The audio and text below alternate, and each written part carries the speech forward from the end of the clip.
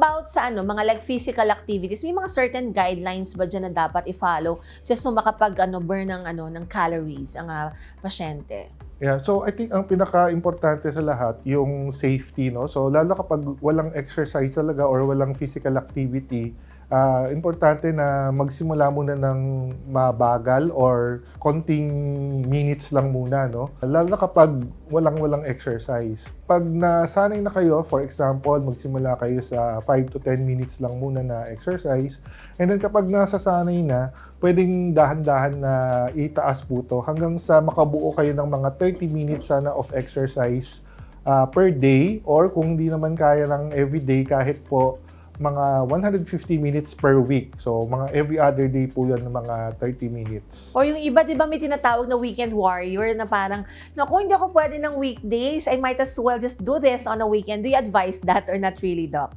Hindi natin masyado gusto yung weekend warrior kasi ang kahalagahan ng exercise na may maintain ho yan kapag nagagawa nyo regularly. So, halimbawa, at least every other day. In fact, kapag halimbawa wala kayong exercise, pagkatapos meron kayong sakit sa puso pala, tapos bigla kayong very intense yung exercise over the weekend, maaaring mas makasama to kaysa makabuti.